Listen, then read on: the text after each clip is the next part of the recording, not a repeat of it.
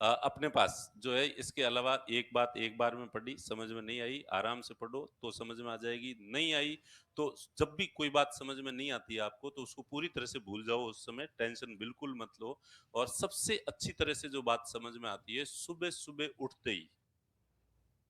वो तो मैंने बताया होगा या नहीं बताया आपको कि सुबह उठते ही आपको क्या करना है, ना फ्रेश होना है, ना कुछ करना है, सिंपल 2 काम, वॉशरूम जाना है,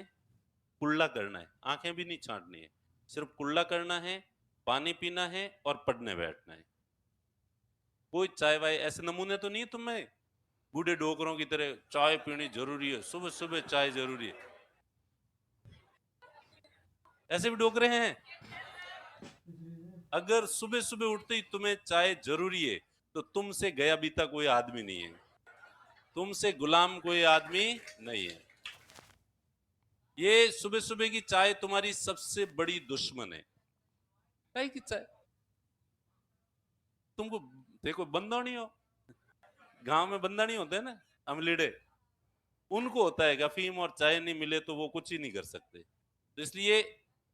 देखो, अब मेरी बात, मुझे पता है कि मेरी बात कौन मानेगा, तुम में से एक या दो व्यक्ति होंगे जो मानेंगे, और मैं उन्हीं के लिए कह रहा हूं कि सुबह सिर्फ ये 3 चीज, वॉशरूम जाओ, फ्रेश हो, ठीक है, केवल जो है वॉशरूम टॉयलेट करना है, टॉयलेट किया, कुल्ला किया, पानी पिया और पढ़ने बैठ जाओ, और उस समय कोई सी दुनिया की टफ से टफ जो चीज है वो आपको समझ में आएगी, क्योंकि आपका माइंड जो है वो डाइवर्ट नहीं होता है, आपका कंसंट्रेशन, अभी तक आप दुनियादारी में इन्वॉल्व हुए नहीं हो, इसलिए आपके ध्यान जो चीज पढ़ रहे हो, आपका कंसंट्रेशन इतना तगड़ा वाला होगा कि ऐसी कोई बात नहीं होगी जो आपको समझ में नहीं आए, और जो भी पढ़ोगे पूरी आत्मसात होगी वो बात।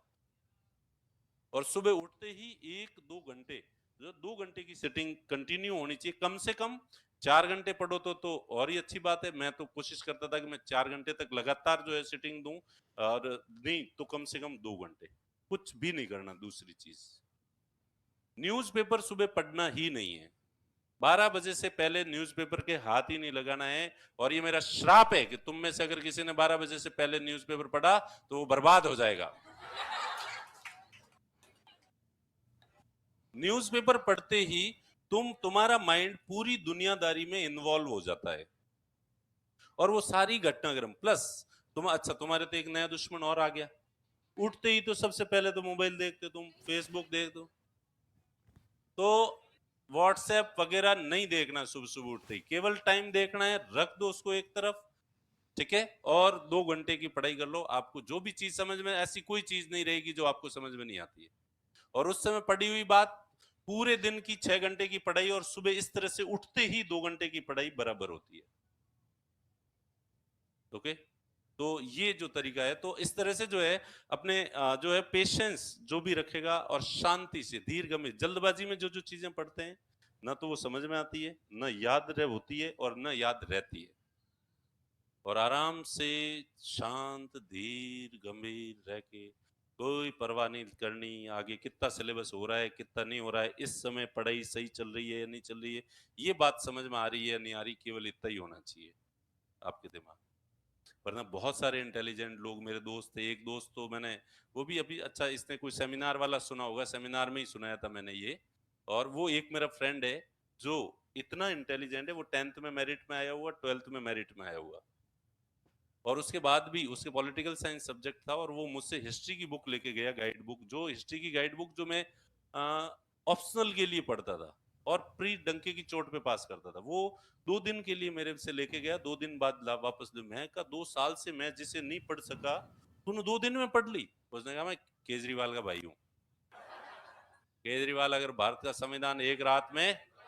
2 बार पढ़ सकता है तो मैं कम से कम 2 दिन में एक बार तो हिस्ट्री की किताब पढ़ ही सकता हूँ। ये उस जमाने में कह दिया था उसने, जब केजरीवाल नाम का कोई चीज नहीं थी। और फिर मैंने उससे मेरी तरफ से जो है टफ से टफ क्वेश्चंस पूछे उससे, और उसने ज्यादा ही बताई। मैंने पूछे तो थे किसी की राइटर की 2 बुक का नाम पूछा, उसने 4 बता दी, मुझे ही 2 पता थी 2 साल से। तो अब आप सोचो, तब आदमी डिप्रेशन में नहीं आएगा क्या? क्या हद है, इसका ऑप्शनल सब्जेक्ट पॉलिटिकल साइंस है, हिस्ट्री, ये मुझसे, मेरा हिस्ट्री ऑप्शनल है, और हिस्ट्री ये मुझसे ज्यादा जानता है, तो डिप्रेशन में। लेकिन ऊपर वाला न्याय करता है, सब चीजें एक ही आदमी को नहीं देता। दिमाग भी उसको दे दे, पेशेंस भी उसको दे दे, स्मार्टनेस भी उसको दे दे, सब थोड़े देगा। और उसके जो है, एक बार दिया प्रीलिम्स क्लियर हो गया, मेंस दिया, एक अटेम्प्ट दिया, फिर कह रहे बल्ले दो रे यार कौन। अब पीछे से परिवार पैसे वाला था, पैसे भी ईश्वर ने उसको दिए, ब्रिलियंट माइंड भी उसको दे दिया, सब कुछ उसको दे दिया, पर एक चीज नहीं दी, और अपने पास पेशेंस रखने के अलावा कोई नहीं। उसके तो पीछे बिजनेसमैन फैमिली थी, और इतने शोरूम वगैरह और स्टोर जो है वो नए खोल के और नया बिजनेस खोल के उसको दे दिया, और वो सेट हो गया बिजनेस में, और शादी वादी कर ली, फटाफट एडजस्ट हो गया। अपने पास जो है अपने घर की तरफ देखे, बिजनेस तो छोड़ो, वो जूत लेके यूं पे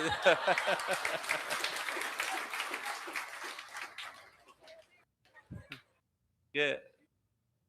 इतने साल हो गया, बैठे बैठे बैठे रोटियां तोड़ रहा है। तो और अब भाई अपने भी ऐसी, मेरी भी कोई चॉइस होती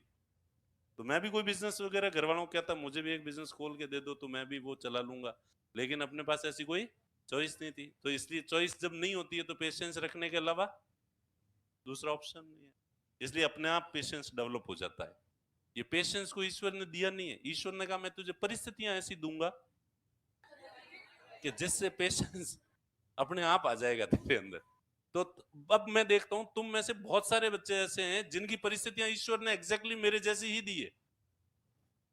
लेकिन उनके नखरे तो अलग ही है, फिर भी वो क्या हम पेशेंस डेवलप नहीं करेंगे।